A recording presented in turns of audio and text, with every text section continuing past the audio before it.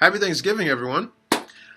I decided to make a video during this time because I realized that growing up, I've always associated Thanksgiving, Pilgrims, Squanto, and Christopher Columbus all in the same file in my head. And it's always, to this day, blows my mind that Christopher Columbus never actually came to America. And some of you might hear that and think, wait, what do you mean? And therein lies the problem. In reality, Christopher Columbus only came to the Bahamas, Haiti and Dominican Republic, Central America, and South America, but he never actually came to North America. So Christopher Columbus discovered, quote unquote, the Americas, but he never came to America, like what we know as America today. So that begs the question, where did we get this idea that Christopher Columbus came to North America? Like, I remember, or feel like I remember, being taught this as a child. And I talk to people my age, and they themselves are like blown. Wait, he didn't come? Like, what do you mean? What's Thanksgiving all about then? Like, I don't understand. And so this blows my mind. And my theory is that as a child, we probably got told Christopher Columbus discovered the Americas. But as a kid, we didn't know the difference between the Americas and America. So we probably put it together and created our own narrative in our 8-year-old minds, like, oh, Christopher Columbus discovered America. But that doesn't explain why we celebrate Columbus Day. Because in reality, there were plenty of people who actually came to America when Christopher Columbus didn't.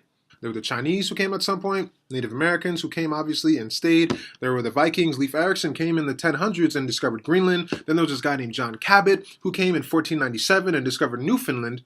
And then there's also Amerigo Vespucci, who was this really cool guy who in 1501 realized, Columbus, this isn't Asia. This is South America. This is actually a whole different continent that's connected to another continent. These are two continents that Europe has never seen before. These are two different worlds, and hence why they were named after Amerigo. That begs the question, like, why do we have Columbus Day, but we don't celebrate Leif Erikson Day, which is actually a holiday, but we don't get off of school for it? Why don't we have an Amerigo Day? Amerigo Vespucci Day, whatever. Now, Christopher Columbus's legacy is controversial for a whole bunch of reasons. Like, let's ignore the fact, though, that he was a genocidal terrorist and wiped out an entire civilization of people. Let's pretend that never happened, okay? Even then, that doesn't answer the question why we have Christopher Columbus Day.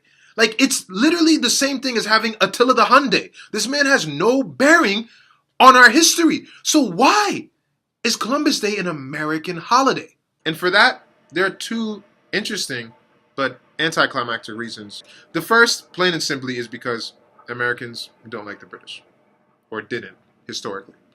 See, remember that guy John Cabot that I mentioned briefly? He, around the late 1400s, came to North America when Christopher Columbus didn't, and he was also an Italian explorer. But instead of working for Spain, he was working for England. And so he came and he essentially paved the way for the English colonization of North America. But when the colonists started, Revolutionary War and everything, they were like, we don't like England, so we're going to pretend John Cabot didn't do that. And hey, look, there's Columbus. We'll give him the credit. So that was kind of starting the reason why we look at Columbus and not other people. But that doesn't explain still why we actually have a national holiday. And for that, we have two groups of people to thank or blame, depending on where you stand. And those two groups of people are Roman Catholics and Italians. Because in 1792, they decided for the 300th anniversary of Christopher Columbus's voyage, they had some parades and some celebrations, not to celebrate Christopher Columbus discovering America, but because he was Italian and Catholic. So it was like, look at this guy, one of our own, who did something awesome. Let's celebrate it. And so they did that. And then 100 years after that, in 1892, at the 400-year anniversary of Christopher Columbus's voyage, President Benjamin Harrison, who, by the way, I didn't even know existed until I read up about this. Apparently, we have a president named Benjamin Harrison. Decided, hey, we should actually give people the day off to honor this. And then in 1937, President Franklin Roosevelt made Columbus Day a national holiday, but mainly because the Knights of Columbus told him to do it or else. And at the end of the day, that, my friends, is why we celebrate Columbus Day.